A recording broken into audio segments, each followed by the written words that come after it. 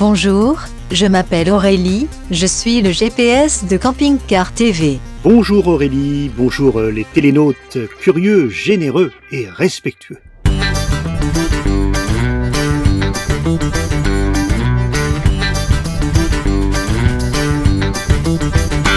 Nous nous étions quittés sous la neige à proximité du Pilat. Nous nous retrouvons sur les hauteurs de Saint-Étienne, où nous nous rendrons dans la seconde partie. Nous arriverons bientôt à Saint-Bonnet-le-Château. Et nous nous rendons dans un endroit tout à fait particulier, vous allez croire que je fais exprès, unique au monde. Nulle part ailleurs au monde se trouve une entreprise comme celle-ci, une entreprise qui est connue dans le monde entier et pourtant qui ne compte qu'une centaine de salariés, une superbe réussite française qui fait de Saint-Bonnet-le-Château la capitale mondiale de la pétanque.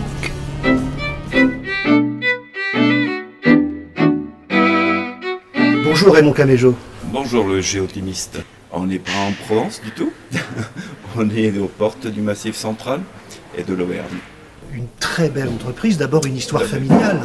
C'est avant tout une histoire familiale et surtout une histoire locale. Au but, c'est géré par la famille Souvigné depuis 4 générations. C'est né à Saint-Bonnet-le-Château et la production n'est qu'à Saint-Bonnet-le-Château. C'est la seule usine au monde. Nulle part ailleurs dans le monde. Nulle part ailleurs. C'est la seule usine au monde. Qui que soit qui vous dise qu'au but est fabriqué ailleurs qu'ici, c'est un menteur. C'est une contrefaçon. Tout à fait. Et une mauvaise contrefaçon. Non, non. La marque au but est fabriquée à Saint-Bonnet-le-Château à 100%. Alors Saint-Bonnet-le-Château, c'est à quoi, 40 km de Saint-Étienne? C'est à peu près 40 km à 30 minutes. En plus, ça se trouve sur un piton. C'est-à-dire on domine toute la vallée. La vue est très très belle. Ouais, si vous êtes allé jusqu'au point culminant qui est la collégiale et sa table d'orientation, vous avez pu voir qu'on a une vue générale sur la plaine.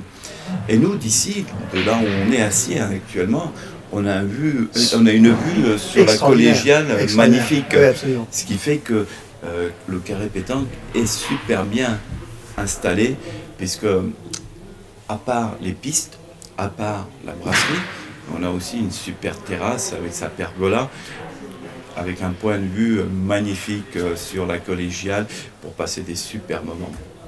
Notre établissement est une brasserie avant tout, mais la particularité, c'est que nous avons également des pistes attenantes au restaurant et dans le même local établissement, quoi. Vous avez juste à faire 1 mètre et vous êtes sur les pistes. Nous, on ne cherche pas du tout de la compétition, on cherche surtout des échanges, du loisir, de la bonne humeur. C'est pour les amoureux de la pétanque, mais pour les novices de la pétanque. Alors en fait, la pétanque, ça existe depuis toujours? La pétanque n'existe pas depuis toujours. La pétanque existe depuis le début du XVIIIe siècle. Mais il est vrai que l'homme a toujours voulu s'amuser pendant ses moments de loisirs, même à l'époque de la préhistoire. Et donc, à tout moment, ils ont essayé de trouver des jeux. Et que mieux que de trouver un jeu sur lequel on n'avait juste qu'à lancer. Et surtout, si vous regardez bien la pétanque, le principe, c'est de vous rapprocher au maximum d'un but. C'est un peu comme si vous tiriez à la chasse, que le but c'était le gibier. Ben ici, c'est plutôt le petit cochonnet ou le but qu'on appelle. Voilà, c'est toujours un jeu d'adresse. Alors c'est vrai que ça s'est particulièrement bien marié, la pétanque, avec la Provence. Rému, Montan, Ventura. Eh oui, ce sont un peu nos lettres de noblesse au niveau de la pétanque. Puisque la Provence est très ensoleillée, donc c'est un jeu d'extérieur avant tout. Et c'est le seul endroit où on pouvait participer le plus longtemps possible dans l'année. Et ça donnait à la pétanque en Provence. Est-ce que la pétanque va devenir un sport olympique? Alors, il en est question. Il n'y a rien qui est fait à ce jour. On devrait recevoir la réponse d'ici cet automne. Alors nous, personnellement, on le souhaiterait, forcément, pour des raisons que vous connaissez très bien, étant producteur de boules de pétanque sous l'enseigne Au But. Et alors après, c'est pas nous qui allons décider. À bientôt chez toi. Merci. Avec grand plaisir.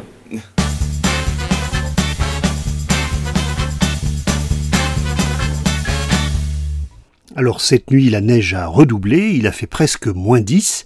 C'est là qu'on apprécie la couverture que je vous avais présentée il y a 2 JT. Et d'autant plus que le matin, il n'y a pas de condensation, donc on est immédiatement opérationnel, sauf si le soleil arrive et fait tomber la neige du toit.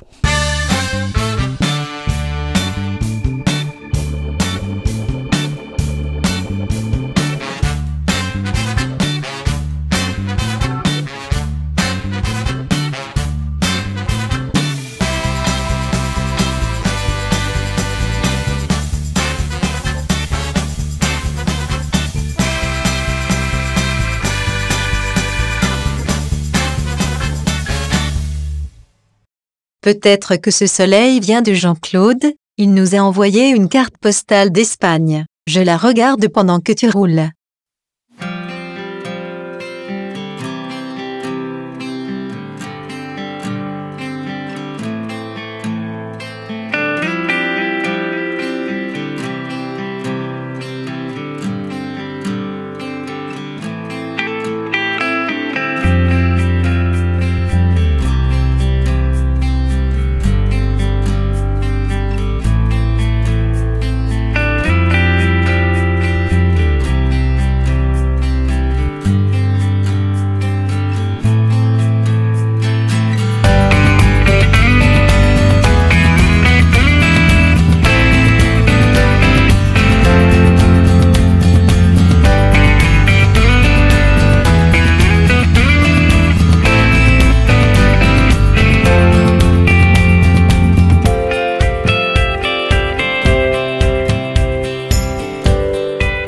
Avec sa femme et leur chien, Jean-Claude a maintenant rejoint le Maroc.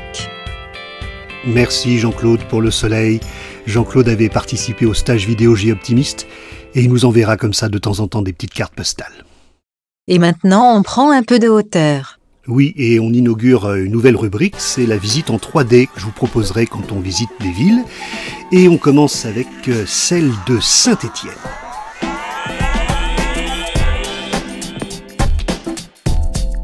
Alors là, nous survolons la cathédrale Saint-Charles-Borromée de Saint-Étienne, dans le vieux Saint-Étienne, où c'est très agréable de se balader. Par contre, vous ne pourrez pas vous y garer facilement, il faudra être sur des parkings un peu plus loin et venir en bus. Si vous aimez le design, il y a tout un pôle dans le quartier de la Manufacture avec la Cité du Design. Un immense domaine consacré uniquement à la création et à l'innovation. C'est véritablement le nouveau pôle d'attraction de Saint-Étienne, avec ici que nous survolons également le Zénith. La musique c'est important, il y a Bernard Lavilliers qui est un Stéphanois célèbre. Et tout le monde connaît évidemment le stade Geoffroy-Guichard que l'on va voir apparaître. Quand Saint-Étienne a gagné le lundi, les Stéphanoises ont la banane, ils ont le sourire. C'est une fierté. C'est une ville qui vit au rythme de son équipe de football. Et c'est vrai qu'il y en a très peu en France. Ça fait partie de la spécificité, du particularisme stéphanois. Bonjour Philippe. Bonjour Géoptimiste. Dis donc, je suis content d'être ici. Avec toi, on entre dans la légende.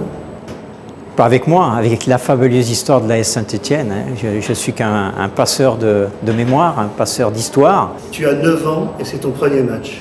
Ouais, 31 mai 70, j'y pense chaque 31 mai à Colombes pour une finale de Coupe de France face à Nantes. Donc ça reste à ce jour encore le plus gros écart dans une finale de Coupe de France. Et d'ailleurs, quand des joueurs nous ont remis les suites ou des shorts de ce match, ça a été une grande émotion pour moi parce que voilà, je me revoyais avec ce parachutiste qui a amené le ballon directement dans le rond central de Colombes. Elle avait commencé, comme toutes les finales, par la présentation des équipes à M. Chaban-Delmas, le Premier ministre. Et puis par l'arrivée du ballon par la voie des airs, c'était une idée de M. Guy Potel, ancien recordman de France et moniteur de parachutisme au centre sportif de Paris.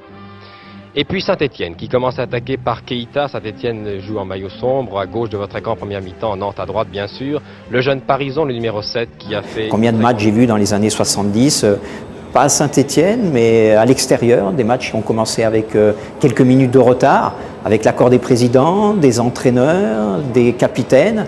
Le public se plaçait sur le terrain, autour de la pelouse, quelque chose d'extraordinaire. Mais quand Jean-Michel Larquet allait tirer un corner, personne, à Nîmes, à Marseille, à Sochaux, personne n'aurait imaginé tirer le maillot de Jean-Michel Larquet. Il y avait un respect énorme. Déjà, c'était un honneur de voir tous ces hommes qui faisaient vibrer et qui faisaient rêver la France entière.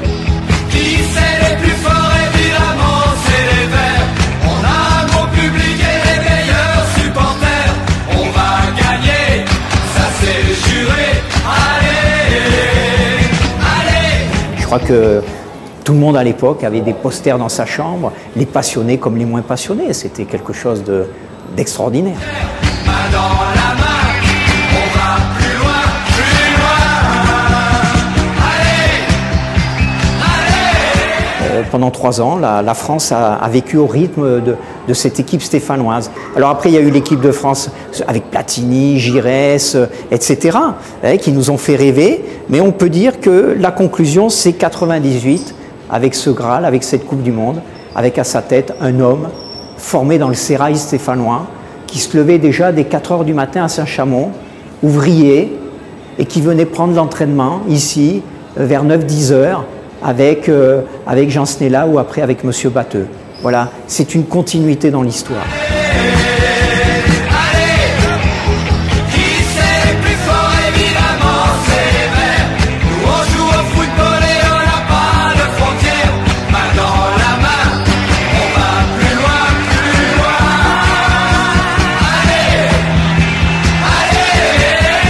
Le premier centre de formation est né à Saint-Étienne en 68, les premiers déplacements en avion pour une meilleure récupération des joueurs, le merchandising avec la première boutique des Verts le 14 septembre 77, le staff médical étoffé avec des médecins, les kinés, également le fait de filmer les équipes adverses, dès 72 avec Robert Armin, puis pour la Coupe d'Europe. Et puis donc on a rejoint ce côté précurseur en ouvrant ce musée, qui est encore le seul et unique en France. Donc on rattrape, oui, un déficit de culture sportive, de mémoire sportive, de respect des anciens. L'AS Saint-Étienne est toujours debout.